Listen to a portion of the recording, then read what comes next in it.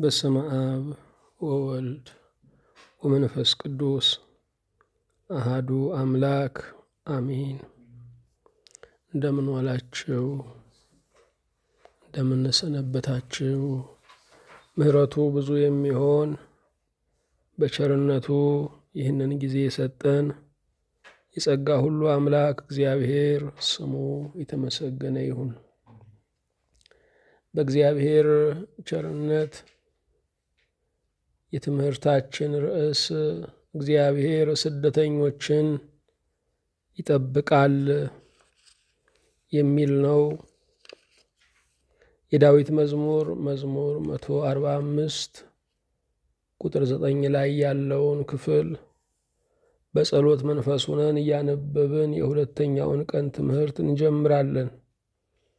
እግዚአብሔር ስደተኞችን ይጠብቃል።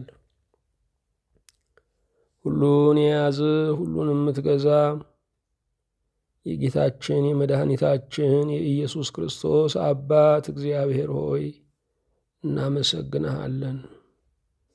የአማኞች ገነት የምንወርስ የዘላለም ቤት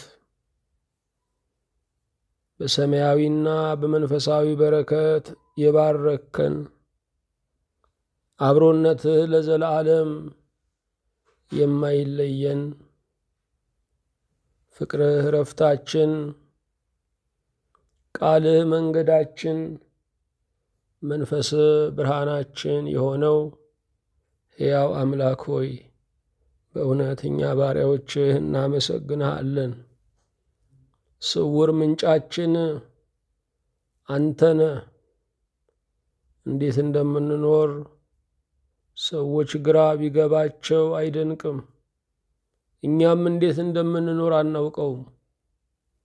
በመላህ በዘዴ በጥበብህ የምታኖረን ከስውር ምንጭህ የምታረካን ባለሁ ባይነትህ ከኑሮ ፍርሃት ከቀኑ ገጠመኝ የምትታደገን ብሩክ አምላክ ሆይ ያለ አንተ መርካት፣ ያለ አንተ ደስ መሰኘት፣ ያለ አንተ በእምነት ማደር አይቻልም። ያለ አንተ ለራስ ደስታ ለሌሎችም ሐሴት መሆን አይቻልም። አንተ ግን ባርከህ ለበረከት ታደርጋለህና ሕያው እግዚአብሔር ሆይ የቅድስና መሠረት አንተን እናመሰግንሃለን። እመጣለሁ ብለህ ያልቀረኸው ቅዱስ አምላክ እግዚአብሔር ሆይ አዳምና ሔዋንን የ5500 ዘመን ቀጠሮን አከበርክላቸው። ቤተ ክርስቲያንም ላለፉት 2000 ዓመታት ይመጣል ብላ ትናፍቅሃለች፣ ትሰብክሃለች፣ ምእመናንን ታሰናዳለች። በሕይወታችን እመጣለሁ ብለህ ቀርተህ አታውቅምና ለሚጠብቁህ ቸር ለናፈቁህም እርካታ ነህና ብሩክ ጌታ ሆይ ከእኛ ሳትለይ ና የምንልህ በልባችን መኖሪያን አዘጋጅተህ በደመና ይመጣል እያልን የምንጠብቅህ ያለኸውም የምትመጣውም ቅዱስ የእግዚአብሔር ልጅ ኢየሱስ ክርስቶስ ሆይ በእውነት እናመሰግንሃለን። ይብራ ብለህ ያወጅከው የፍጥረት አስገኚው እግዚአብሔር አምላካችን ሆይ ጥልቁን ጨለማ ያፈካኸው የሚዳሰሰውንም ጨለማ ያፈራረስከው የመቃብርን የሲኦልን የዓለማወቅንም ጨለማ ያሸነፍከው የዲያብሎስን ሥራ ሊያፈርስ የእግዚአብሔር ልጅ ተገለጠ ተብሎ እንደተጻፈ የዓለማወቅን ጨለማ አደንቁሮ የሚገዛውን የሰይጣንን ግዛት ልታፈራርስ የተገለጥክ የእግዚአብሔር ልጅ ኢየሱስ ክርስቶስ ሆይ ዛሬም በጨለመብን ነገር ላይ አልታይ ባለን ነገር ላይ ዓይን ቢወጉ በማያሳየው በዘመኑ ጨለማ ላይ ይብራ የሚለው ቃል ሁሉን ይፈታልና በእውነት እናመሰግንሃለን። መቃብርን የደፈርክ መቃብራችንንም የደፈንከው የእግዚአብሔር ልጅ ኢየሱስ ክርስቶስ ሆይ ከሞት ፍርሃት ባንተ አምልጠናል። የመቃብር ስፍራችንንም የሕይወት መነሻ አድርገኸዋል። ኃያላን ጠቢባን መቃብርን መድፈር ድል መንሳት አልቻሉም። አንተ እንደተናገርክ የተነሳኸው እንደተናገርከውም ታስነሳናለህና በእውነት ጌታችን ሆይ መቃብርን መጨረሻችን ስላላደረግከው እናመሰግንሃለን። የሞትን ቀለበት የሰበርከው እግዚአብሔር አምላካችን ሆይ ከሞት ጋር ኪዳን የገቡትን እኔ እኮ አልድንም አትድከሙ የሚሉትን በራሳቸው ተስፋ የቆረጡትን ሁሉ የሞት ኪዳንን አፍርሰ ገንዘቦች ሕያዋን ሰራዊት ስለምታደርጋቸው እናመሰግንሃለን። የካዱህን ያልካድከው የጠፉት ሁሉ ሲመለሱ የሚያገኙ ባለቋሚ አድራሻው እግዚአብሔር እንደ ሰው አይደለህምና ጦር ስንወረውርብህ በረከትን የምታዘንብ አንተ ብሩክ ጌታችን ሆይ በእውነት እናመሰግንሃለን። የቀኑ መድኃኒት አንተነ ጌታ ሆይ ከእንቅልፋችን ስንነሳ እንዳልተኛ ሆኖ ሲደክመን በብርታት እንውልበታለን ባልነው ቀን ዝለት ሲያጋጥመን የቀኑ መድኃኒት አንተ ስለሆንክ ገጠመኞቻችን ሁሉ ልንለምደው ያቃተንን ተለዋዋጭ የዓለምና የሰውን ጠባይ ሁሉ ደፍረን እንድንቆም የምታደርገን የቀኑ መድኃኒት እግዚአብሔር ሕያው ሆይ በእውነት እናመሰግንሃለን። እኔን ባሪያህንና በፊትህ ያሉትን እነዚህን ባሪያዎችህን አቤቱ ይቅር በለን። የተኙትን አቤቱ ቀስቅሳቸው። የዘላለም ሞት ተቀጥሮባቸው ሲኦል አፏን ከፍታ እየጠበቀቻቸው በፌዝ የተኙትን ሁሉ አቤቱ እንድታነቃቸው እንለምንሃለን። ስምህን ለማያውቁ ዛሬ እንድትገለጥ ያህዌ ለተባለው ስምህ ኢየሱስ ለተባለው ስምህ ጉልበት ሁሉ እንዲንበረከክ አቤቱ እንጸልያለን። ለስደተኞች ሀገር እንድትሆናቸው በዚች ሰዓት ከሀገራችን ውጡ እየተባሉ የሚዋከቡትን ስደተኞችን እንድታረጋጋቸው የአምላክነትህ በረከት የፈጣሪነትህ ክንድ ከነርሱ ጋር እንዲሆን ደጅ እንጠናሃለን።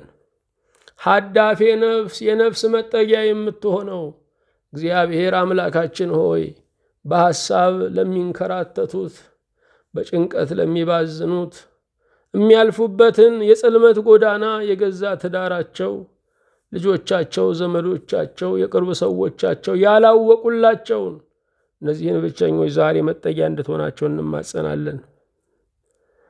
ተማምኖ መኖር ያቃታቸውን አቤቱ አስባቸው።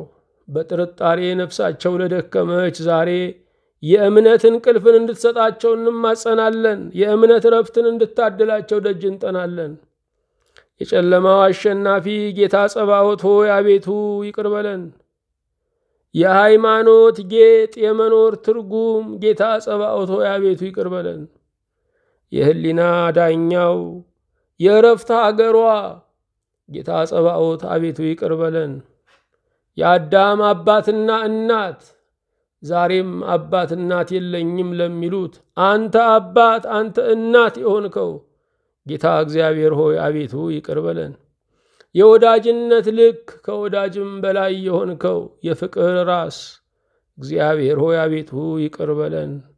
የመኖር ጥጋቡ ጌታዬን አይቻለው መርቄ እሞታለው ለሚሉ ሁሉ በእውነት እርካታቸው የሆንከው ጌታ እግዚአብሔር አቤቱ ይቅር በለን።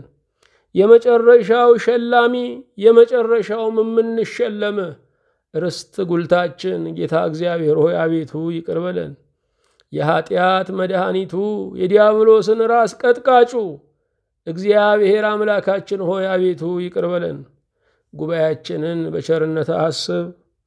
የታመሙትን የተሰደዱትን የተጨነቁትን የተገፉትን ለፍተው ሰርተው የተጣሉትን ሁሉ አቤቱ በመልካም አስባቸው። የኢትዮጵያን ወጣቶች የኢትዮጵያን ጎልማሶች በሀገራቸው በምድራቸው አቤቱ እንድታጸና የኢትዮጵያን መልካምነት በዘመናችን እንድታሳየን እንማጸናለን። በጌታችን በኢየሱስ ክርስቶስ በእርሱ ያለ ክብር ጽን ላንተ ይገባሃል። ከእርሱ ጋራ ከመንፈስ ቅዱስም ጋራ ትክክል የሚሆን ዛሬም ዘወትርም ለዘላለሙ አሜን።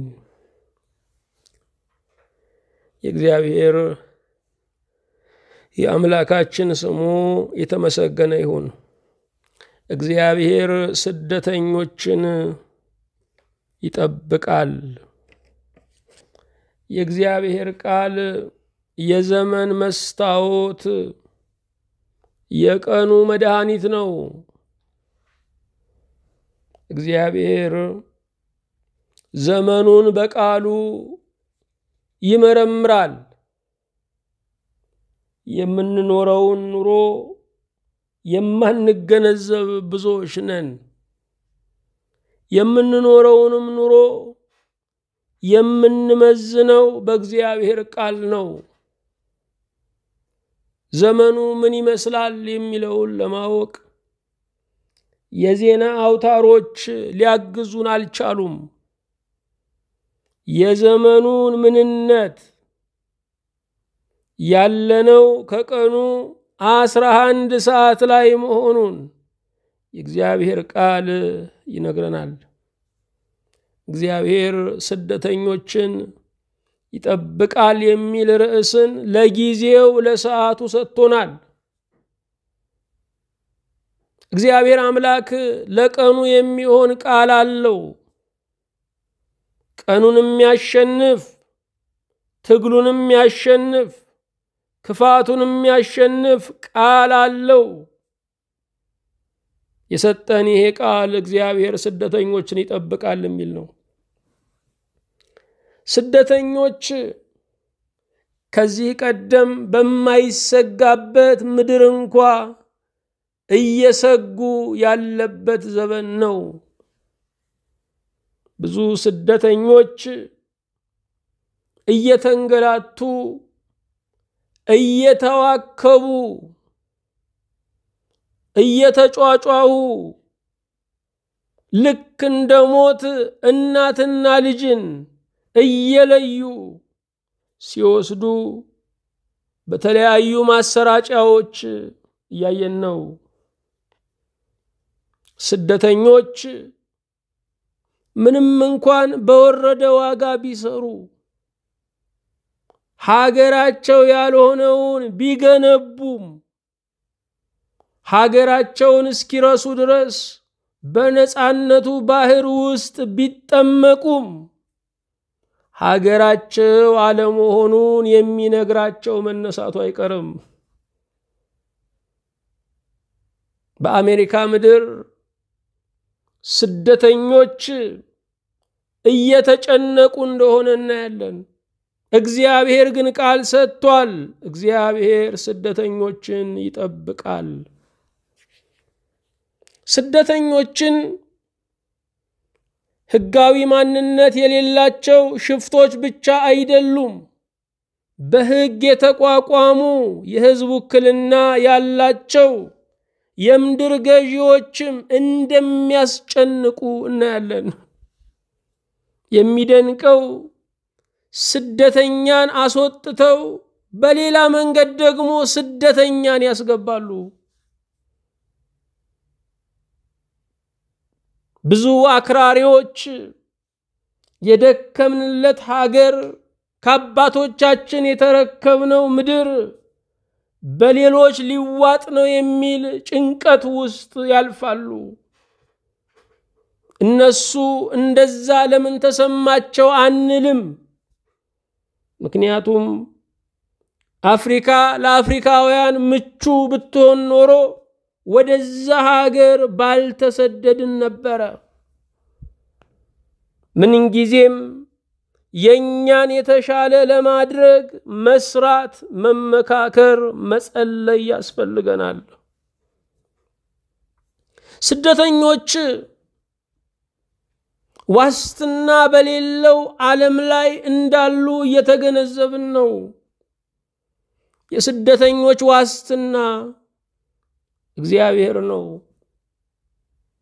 ጌታችን መድኃኒታችን ኢየሱስ ክርስቶስ ለስደተኞች መጽናኛ ለመሆን ገና የ2 ዓመት ሕፃን ሳለ ወደ ግብጽ ተሰደደ።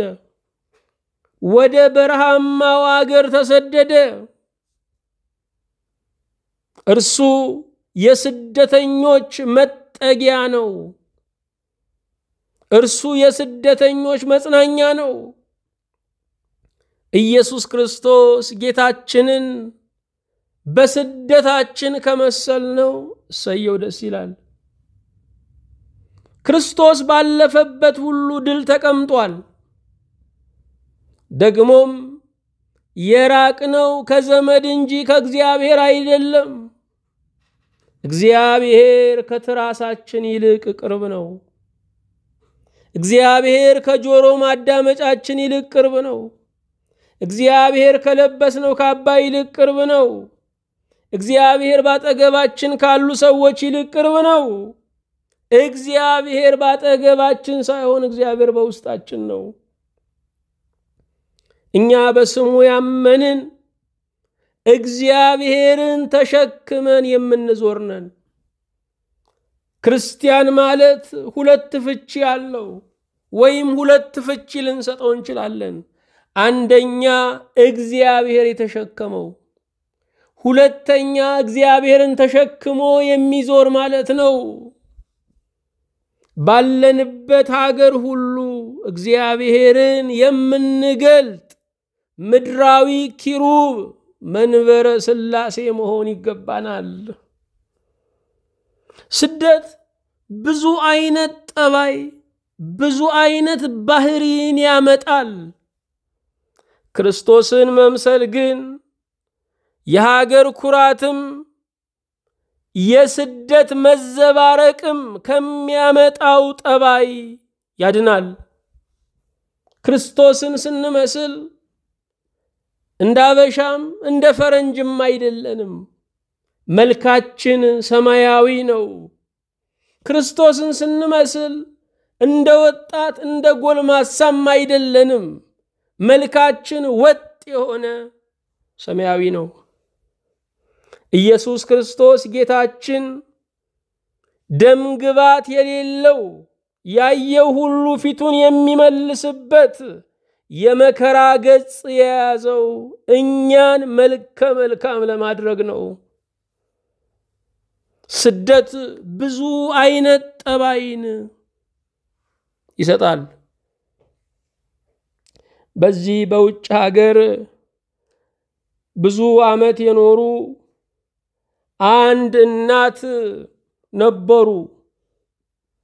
ታዲያ እድሜያቸውም እየገፋ ከእድሜ ጋራ ተያይዞ የሚመጣ በሽታም እየጸና መጨረሻ ወደ ሐኪም ቤት ገብተው ጽኑ ሕሙማን የሚታከሙበት ስፍራ ላይ መረዳት ጀመሩ።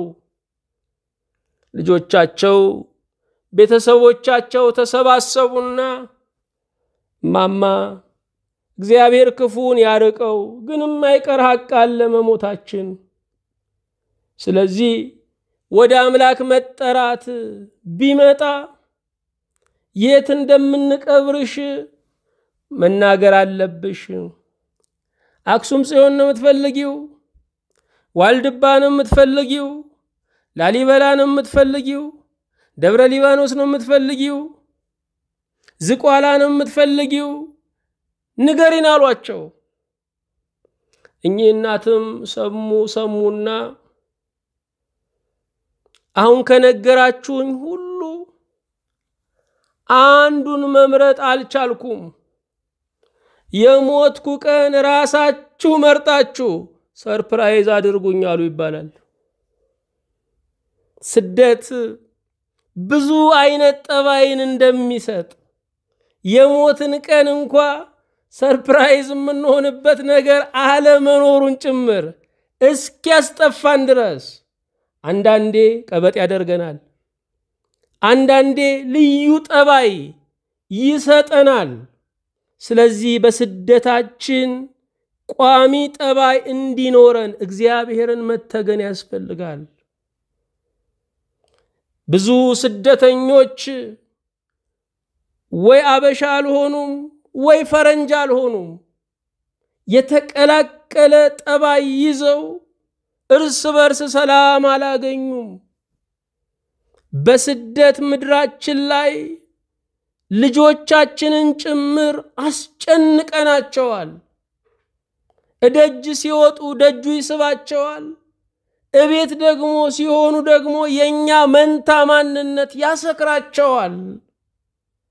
አዎ እንደዚህም እንደዛም ሳይሆን ክርስቶስን መምሰል እርሱ በየትኛውም የአየር ጠባይ በየትኛውም መልክዓ ምድር ላይ ቋሚ ማንነት የሚሰጥ ነው።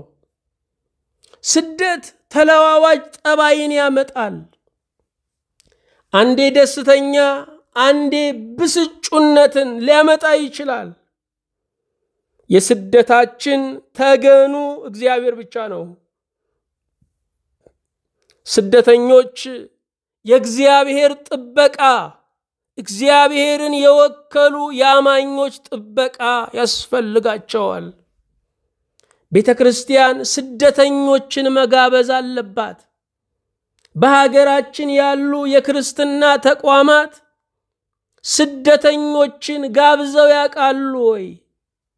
በፍቅር ቢጋብዟቸው፣ የአንድ ቀን ረሃባቸውን ቢያስታግሱላቸው፣ በዓላችንን ከኛ ጋር አሳልፉ ቢሏቸው እምነታቸውን ክርስትናን እየወደዱ ነው የሚመጡት። ክርስትናን የጌታን ትእዛዝ ተግባራዊ ከምናደርግበት ቀን አንዱ የሰዎች የችግር ቀናቸው ነው። በሰዎች የችግር ቀን ላይ መድኃኒት ይዘን ልንሮጥላቸው ይገባል። በደቡብ አፍሪካ ስደተኞች ሲንገላቱ እናያለን። የሀገሬው ሰው መስራት አይፈልግም። ስደተኛው ሲሻሻል ሲያድግ ግን ይቀናል። በሀገራችን በምድራችን እንዴት አገኙ ብሎ ይነሳሳል።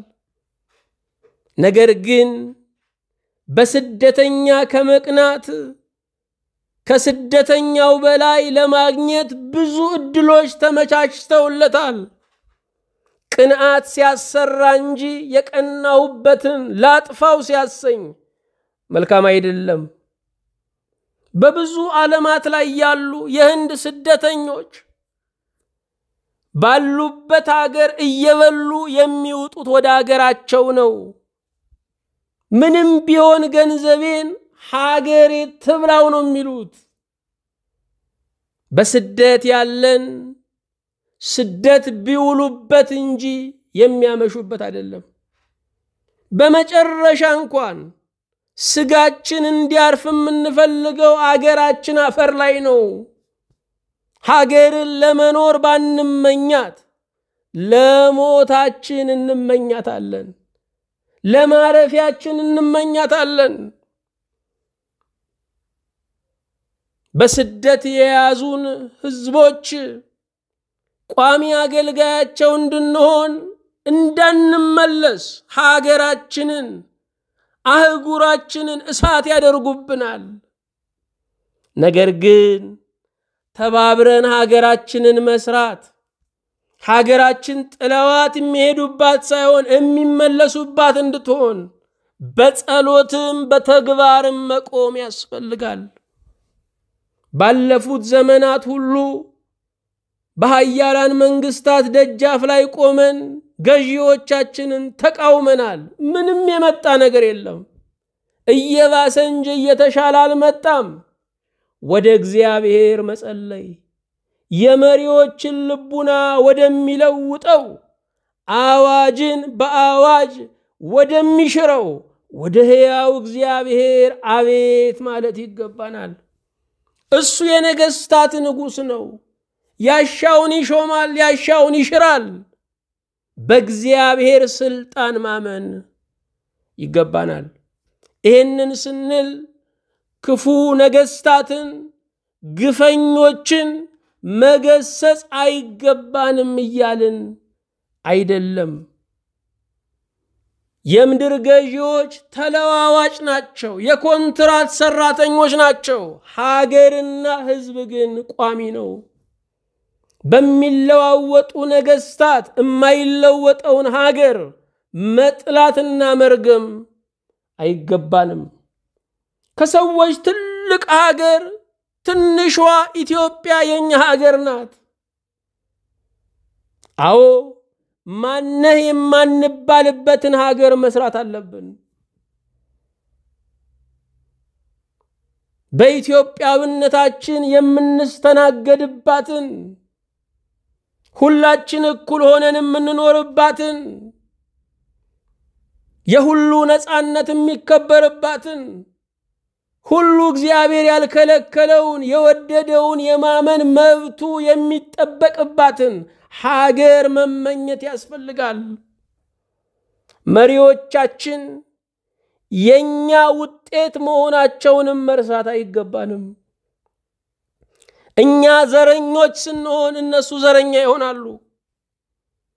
መሪ ከህዝብ መሃል ይወጣል እንጂ ህዝብ ከመሪ አይወጣም። እንደውም እነርሱ ጠቅለል ያደረጉ ዘረኞች ናቸው። 4 ክፍለ ሀገርን በአንድ ሰይመው የአማራ ጠቅላይ ግዛት ይላሉ። እኛ ጎንደርና ጎጃም እንላለን። ከዛ ደግሞ ሰሜንና ደቡብ ጎንደር እንላለን። የኛ ክፍልፋይ ማለቂያ የለውም። አንዳንድ የተሰጡን ነገሮች የልባችን መሻቶች ናቸው። አዎ ሀገራችን የኛ ናት። ሀገር ስትጨነቅ የበለጠ ልንወዳት፣ ልናስብላት፣ ልንጸልይላት ይገባል። እናቱ የታመመች ጥሏት አይሄድም፣ ወደ እናቱ ይመጣል እንጂ። ሀገር ስትጨነቅም ጥለን የምንሄድ መሆን አይገባንም። ለእውነቱ ስናየው ደሃ የጠበቃትን ሀገር ሀብታም ነው የሚበላት።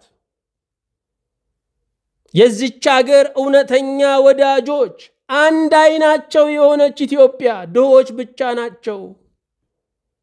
ግማሹ ኮሽ ካለ ለማምለጥ ቪዛውን አስመትቶ የሚጠብቅ ነው። ቪዛውን አስመትቶ የሚጠብቅ ለማምለጥ የሚጠብቅ ነው። እንደ ሀገሬ እንደ ህዝቤ እሆናለሁ የሚልን መለማመድ አለብን። ሞት የትም ቢሄዱትም ያመልጡት አይደለም። ብቻ የትምህርታችን ዓላማ እግዚአብሔር ስደተኞችን ይጠብቃል የሚል ነው። በሀገራችንም ብንሆን ክርስቲያን እስከሆንን ድረስ ስደተኞች ነን። በሰው ሀገርም ብንኖር የሚጠብቀን እግዚአብሔር ነው። ለስደተኛ የጥበቃ ዋስትና መስጠት ለብዙዎች ትርፍ ጉዳይ ነው። የገዛ ሀገራቸው የካዳቸውን የገፋቸውን መጠበቅ ግዳጃቸው እንዳልሆነ ብዙዎች ያስቡ ይሆናል። እግዚአብሔር ግን ለስደተኞች መጠጊያ ነው። ስደት ብዙ አይነት ነው። የሥጋ ስደት አለ። ከሀገሩ ከዘመዱ ርቆ የሚኖር ስደተኛ አለ። ይሄ ሰው አካሉ ራቀ እንጂ መንፈሱ ልቡ ያለው ሀገሩ ውስጥ ነው። በዚህ ዘመን ላይ ስለ ኢትዮጵያ ውስጥ ካሉ ሰዎች ይልቅ በውጭ ያሉ ኢትዮጵያውያን ያውቃሉ። ለምን ስንል ስለ ሀገራቸው የተባለውን ሁሉ ሲያስሱ ይውላሉ ያድራሉ። ከሀገር መሰራት ከወገን መፈጠር ከባድ ነው። ልተው ቢሉት የሚተው አይደለም። ልርሳ ቢሉት የሚረሳ አይደለም። የሀገር ፍቅር የእግዚአብሔር ስጦታ ነው። የሀገር ፍቅር ለውስጣችን ትንሣኤ የሚሰጥ ነው። ሁላችንም ከሀገራችን ጋር የነፍስ ትስስር አለን። ምንም እንኳ ሀገራችን በሰማይ ነው ብንልም የሰማይ ሀገራችንን የተቀበልነው በምድር ሀገራችን ላይ ሆነን ነው። ለምንኖርበት ሀገር አስተዋጽኦ ማድረግ ከመንፈሳዊ አገልግሎት አንዱ ነው። የነፍስ ስደትም እንደዚሁ አለ። በነፍሳቸው የተሰደዱ ብዙ ሰዎች አሉ። ያሉት በሀገራቸው ነው፣ ያሉት በዘመድ መካከል ነው። ነገር ግን በነፍሳቸው ስደተኞች ናቸው። በምንም ነገር ላለመርካት የቆረጡ ሰዎች አሉ። ወላጆቻችንን ምንም ብናደርግላቸው ከጃንሆይ ጋር ቀርቷል ነው የሚሉን። ላለመደሰት ወስነው የሚኖሩ ብዙ ሰዎች አሉ። ጸሎትን እንኳን እግዚአብሔር መስማት በጃንሆይ ጊዜ ያቆመ የሚመስላቸው ብዙ ሰዎች አሉ። ሕያው እግዚአብሔር ከነገስታት ጋር አብሮ ያለፈ የሚመስላቸው ብዙ ሰዎች አሉ። የነፍስ ስደተኞች አሉ። የመንፈስ ስደተኞች አሉ። ከአምልኮተ እግዚአብሔር የተፈናቀሉ ድሮ ጸሎተኛ ነበርኩ የሚሉ፣ ድሮ መጽሐፍ ቅዱስ አንባቢ ነበርኩ የሚሉ። ይሄ ማለት ድሮ ምግብ በላ ነበር እንደማለት ነው። ድሮ ተነፍስ ነበር እንደማለት ነው። ድሮ ፀሐይ ሞቅ ነበር እንደማለት ነው። መንፈሳዊነት ነበር አይስማማውም። አገልግሎት ነበር አይስማማውም። በመጽሐፉ ላይ ያለን ክብር ሙታን ነበርኩ ስንል ነው። ሞቼ ነበርኩ ስንል ነው። ሞትን በነበር መናገር የመንፈሳዊነት ዋጋ ነው። የፍቅር ስደተኞች አሉ። በፍቅር ጀምረው በጥላቻ ሕይወታቸውን እየመሩ ያሉ ብዙዎች ናቸው። ዛሬ በየትዳሩ የበለጠ አስተውሉ። በስደት ሀገር ያላችሁ የምትናቆሩ ባልና ሚስቶች አንዱ ከአንዱ የስህተት ቃል ጠብቆ ፖሊስ ለመጥራት ፍርድ ቤት ለማቆም አኮብኩቦ ነው ያለው። እነኚህ ሰዎች ተዋደው የተጋቡ አይመስልም። የተዘፈነላቸው ሲጋቡ የተዘመረላቸው አይመስልም። ምርቃት የዘነበላቸው አይመስልም። የተዋለዱ አይመስሉም። የፍቅር ስደተኞች ብዙዎች ናቸው። እየሳቁ የገዟትን ቃሪያ እያለቀሱ ይበሏታል ይባላል። ዛሬም እየሳቁ የጀመሩትን ሕይወት እያለቀሱ የሚቀጥሉ ብዙዎች ናቸው። ከፍቅር የተሰደዱ ብዙዎች ናቸው። ሰዎች የነርሱ ያልሆነውን ጠባይ የምናጎናጽፋቸው እኛ ነን። አንዳንድ ጊዜ ለጨካኝ መሪዎች ጭካኔን የምናለማምድ እኛ ነን። ለኛ ምላሽ ለመስጠት ሲሉ ሰዎች ክፉ ሊሆኑ ይችላሉ። አፍቃሪዎች ንፉግ ሊሆኑ ይችላሉ። የሰጠናቸውን ጠባይ መቀበል አቅቶን ስስታም ናቸው፣ ጨካኝ ናቸው፣ ሰው አይወዱም፣ አውሬ ናቸው እንላለን። እኛ አውሬ እንዳደረግናቸው ግን አይገባንም። የተኛውን በሬ ቀስቅሰው አደረጉት አውሬ ይባላል። የፍቅር ስደተኞች በምድር ላይ አሉ። የትላንት አፍቃሪዎች የዛሬ ግን ልበ ቁስሎች ብዙዎች ናቸው። የጥላቻ ስደተኞች አሉ። በጥላቻ ምክንያት ከሰው ተሰደው የሚኖሩ ሰውን ጠልተው በሰው ተጠልቻለሁ ብለው በራቸውን የዘጉ ብዙዎች ናቸው።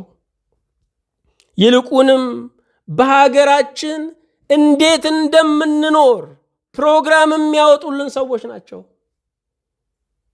ስለዚህም ከገሌ ጋር ስንኖር ስም አለን፣ ከገሊት ጋር ስንኖር ስም አለን፣ ብቻችንን ስንኖር ደግሞ ጋኔን ጎታችን እንባላለን። በሀገራችን በጥላቻ ምክንያት በመገፋት ምክንያት ብዙዎች ስደተኛ ሆነዋል። በአካል ይታያሉ፣ ይወጣሉ፣ ይገባሉ። ነገር ግን በራቸውን ሰው እንዲያንኳኳባቸው አይፈልጉም። የአመጽ ስደተኞች ደግሞ አሉ። አምፀው በወላጆቻቸው ላይ የተሰደዱ ብዙ ልጆች አሉ። አምፀው በመምህራኖቻቸው ላይ የተሰደዱ ብዙዎች አሉ። ይህች ዓለም የሸፈቱ ልጆችን ደቀ መዛሙርትን የተሸከመች ዓለም ናት። ቅጣትን የመፍራት ስደት አለ። ብዙዎች ቅጣትን ፈርተው ይሰደዳሉ። ዳኛ ሲፈልጋቸው፣ ሕግ አንቀጽ ሲያወጣባቸው ይሰደዳሉ። የስልጣን ዘመን ሲያበቃ የሚሰደዱ አሉ። ይህ ዓለም በጌትነት ጀምረ ነው በከርታታነት የምንፈጽመው ነው። የደርግ ባለስልጣናት ትልቅ መምህራኖቻችን ነበሩ፣ አልተማርንባቸውም። ከደርግ በኋላ የመጣው መንግስት ከነዚህ መማር ነበረበት። ደርግ ከጃንሆይ አልተማረም። ከደርግ በኋላ የመጣው መንግስት ደግሞ ከደርግ አልተማረም። እነዚህ ሰዎች 17 ዓመት ገዝተው 20 ዓመት ታስረው መጨረሻ በስደት አጠናቀውታል። የዚህ ዓለም ስልጣን ይሄው ነው። በወርቅ ጀምሮ በመራቆት የሚያበቃ ነው። ይሄ ብቻ አይደለም፣ አገርን አራቅቶ ስደትም አለ። አንዳንድ ስደተኛ ሩቅ አገር ላይ በማያውቁት ሀገር ላይ ሲለፈልፍ ጨዋ ይመስላል። ሀገሩ ለማንም እንዳትሆን አድርጎ አራቅቶ አገሩን ገፎ 2 ልጅ ለማሳደግ ለ2 ልጅ ለማውረስ 2 ሚሊዮን ሰው የሚጠቀምበትን በጀት ይዞ የሚሄድ ሰው አለ። ይልቁንም በዚህ ዘመን ያለን ትውልዶች ሀገራችን ኢትዮጵያን እንደ ቅርጫ ስጋ ጥለናት እየተከፋፈልን ያለ ነው። የሚቆጨን አገር መዘረፉ አይደለም፣ እኔ ያነሳ አገኘው ብለን ነው፣ ወይም ድርሻዬን አልወሰድኩም ብለን ነው። የአባት ቤት ሲዘረፍ አብረ ዝረፍ በሚለው ብሂል የምንመራንን አገሩን አራቅቶ ሰው ሀገር ላይ ባለጠጋ የሆነ ብዙ ሰው አለ። እግዚአብሔር ልጆቻቸውን አልባረከም፣ ሰላም አላገኙም። የድሃን ጉሮሮ ዘግተው ነው የሄዱት። ምስኪኖች የሚታከሙበትን ዘግተው ነው የሄዱት። እግዚአብሔር ያያል። ከምድር ዳኛ ማምለጥ ይቻላል፣ ከሰማዩ ዳኛ ግን ማምለጥ አይቻልም። የሚወዱትን ተከትሎ ስደትም አለ። ኑሃሚንን እናስታውሳለን፣ ሩትን እናስታውሳለን። ኑሃሚን ወደ ሞዓብ ተሰደደች። ከኑሃሚን ጋር ደግሞ ሩት ወደ ኢየሩሳሌም ወደ ቤተልሔም ተሰደደች። የሚወዱትን ተከትሎ ስደት አለ። ለምንወዳቸው ከምንከፍለው ዋጋ አንዱ አብሮ መሰደድ ነው። የስደት ጓድ መሆን ነው። የሰው ሀገርን ሳያዩ ናፍቆ ስደት አለ። ዛሬ የምንጠራቸውን ሀገሮች ያላወቁ ብዙ ወጣቶች ልባቸው ያለው እዚያ ነው። በእውነት የዓለም መርከቦች መጥተው ጅቡቲ ላይ ቢቆሙ መላው ኢትዮጵያ ተሳፍሮ ነው የሚወጣው። የሰው ሀገርን ከመጨረሻው ዘመን ጠባይ አንዱ በ8ኛው ሺህ ይላሉ የሚወለዱ የማያዩትን ሀገር ይናፍቃሉ ይባላል። መንገደኛ እግር የሚያመጣው ስደት አለ። አንዳንድ ሰው ገና ከጠዋቱ ጀምሮ ዝም ብሎ መጓዝ ነው የሚወደው። የት እንደሚሄድ አያውቅም፣ ማንን እንደሚከተል አያውቅም። ነገር ግን ጥሩ ኑሮውን እየተወ እግሩ ወደ መራው የሚጓዝ ሰው አለ። እንደዚህ ያሉ በእግራቸው ጋኔን የገባባቸው ብዙ ሰዎች አሉ። የበለጠ ፍለጋ ስደት አለ። ስደትን አንዱ የሚወልደው ችግር ብቻ አይደለም፣ ኑሮዬ ይበቃኛል አለ ማለትም ነው። መጥኖ የማይበላ በቃኝ የማይል የበላው ምግብ ሲጣላው ያድራል። የበለጠ ፍለጋ ስደት አለ። የምንኖረው በብዛት ይመስለናል፣ አይደለም፣ በበረከት ነው። የማያውቁት ጋር የመሄድ ስደት አለ። የሚያውቁት ሲከፋ፣ የሚያውቁት ሲያሳድድ፣ የሚያውቁት ራቁት ሲያደርግ የዚያን ጊዜ የማላውቀው ቢበድለኝ ቢጎዳኝ ቢያንስ አልቀየመውም አልታዘበውም ብሎ የሚሰደድ ብዙ ሰው አለ። የስደት መጠጊያዎች የመጀመሪያ የሰከኑ አገራት ናቸው።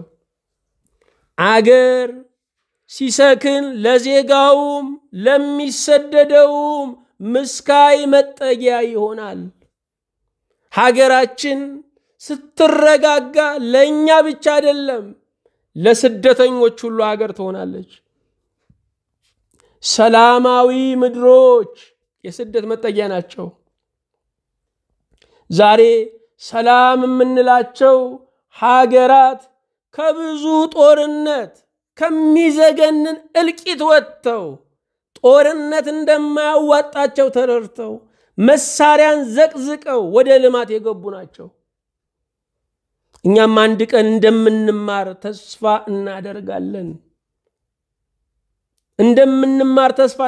ሬሳ ከመቁጠር ወጥተን ኢኮኖሚ ወደ መቁጠር፣ ሀብትን ወደ መቁጠር እንደምንተላለፍ ተስፋ እናደርጋለን።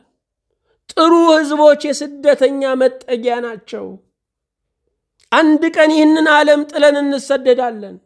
ስደተኛን መቀበል በብሩህ ገጽ መቀበል፣ በሰፊ እጅ መቀበል፣ አገርና በርን ከፍቶ መቀበል የሰማይ በርን መክፈት ነው። መንገደ ሰማይን ማሳመር ነው።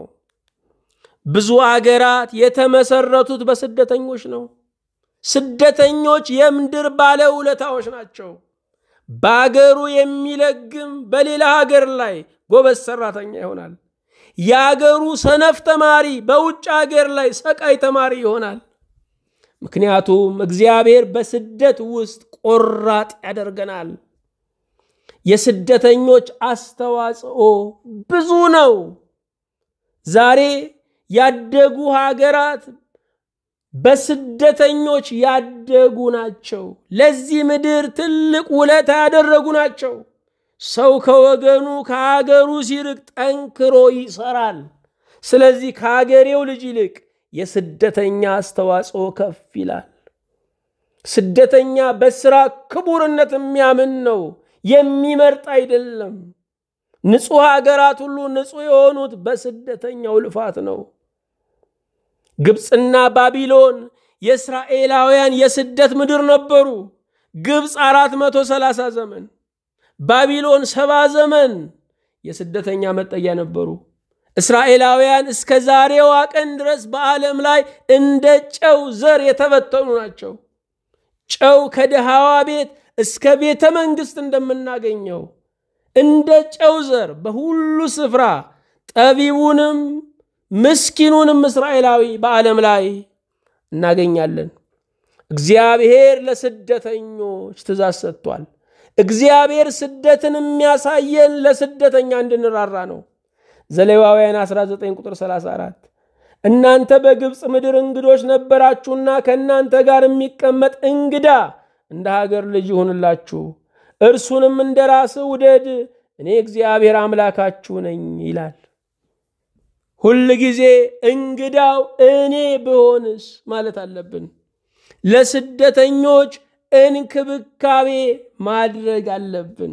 የቆየን ስደተኞች ለአዲስ ስደተኞች መንገዱን ማሳየት አለብን። የቆየ ስደተኛ አዲሱን ባለማወቁ ሊታዘበው አይገባም፣ ሊሸሸው አይገባም።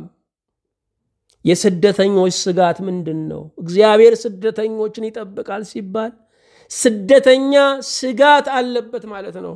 የመጀመሪያ በነዋሪዎች መጠላት ነው።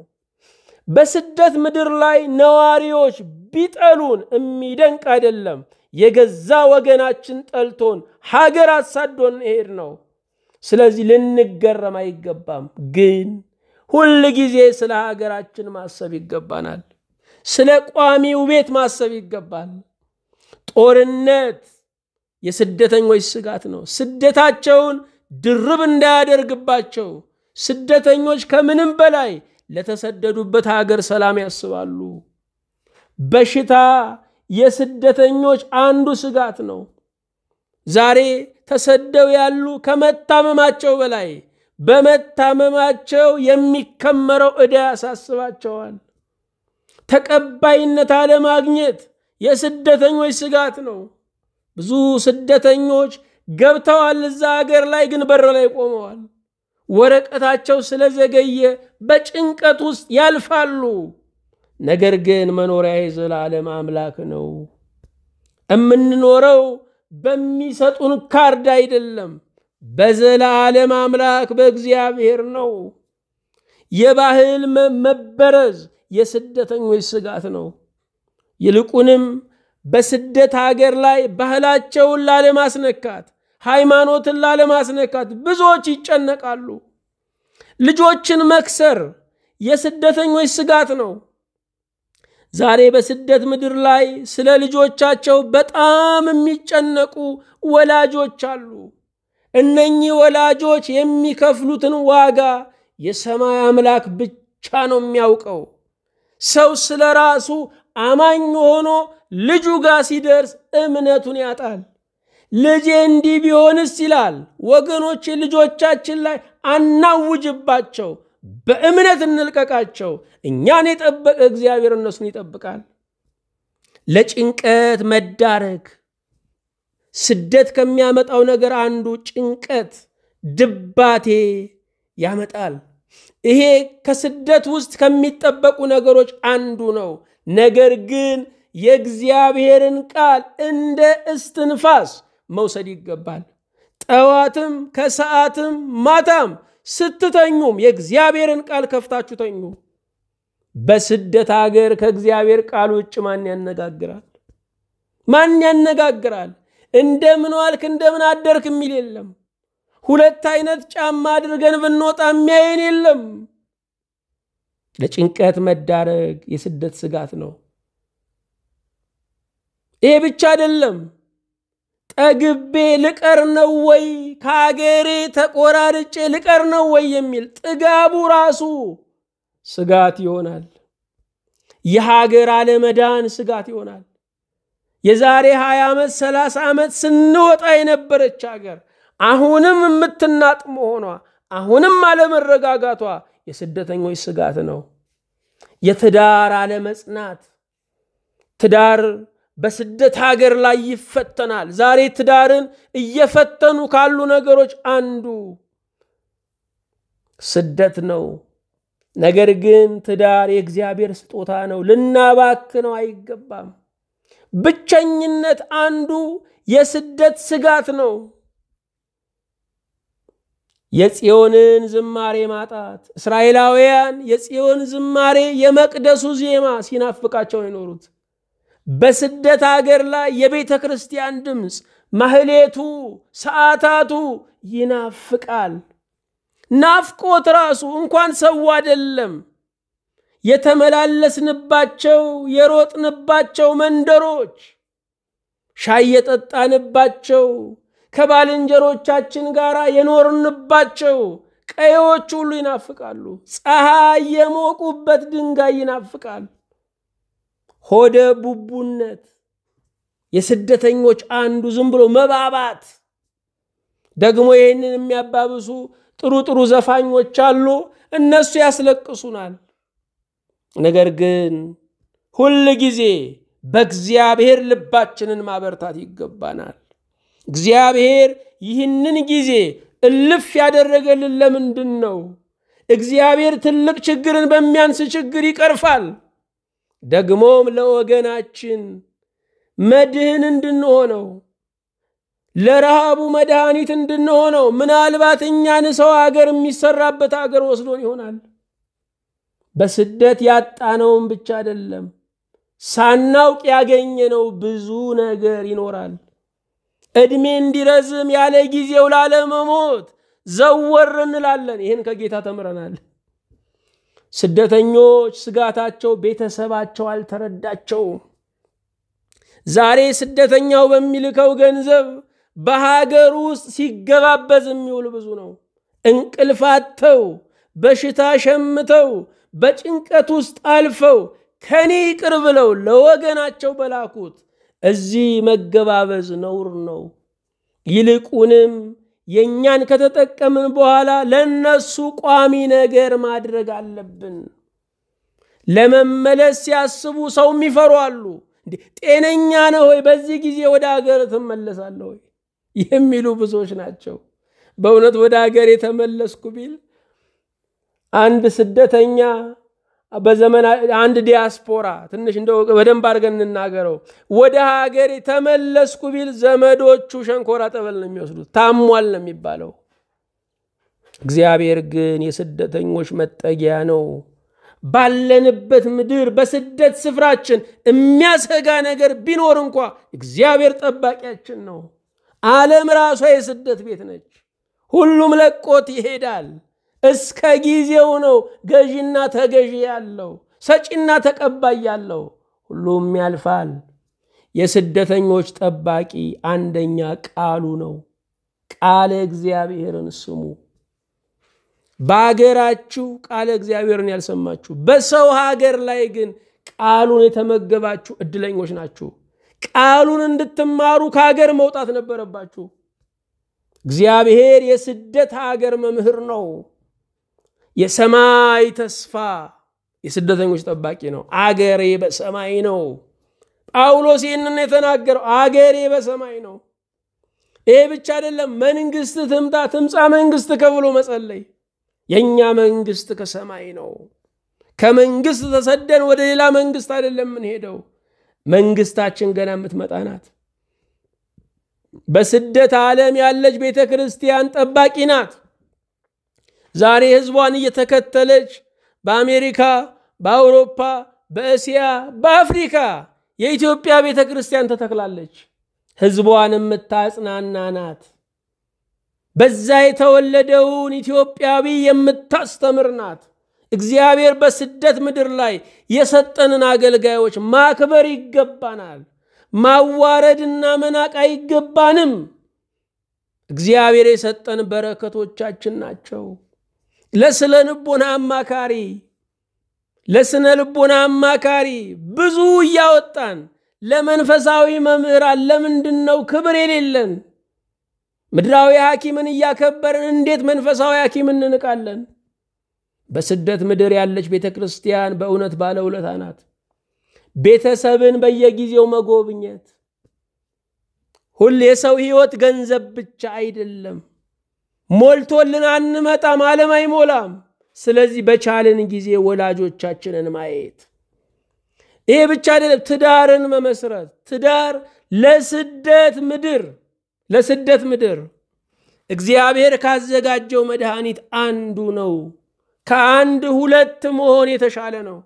ሰባተኛ መማር የስደተኞች ጠባቂ ነው። ወደ ሀገር ስንመለስ ገንዘብ ይዘን ብንመለስ ያልቃል፣ ዕውቀት ግን አያልቅም።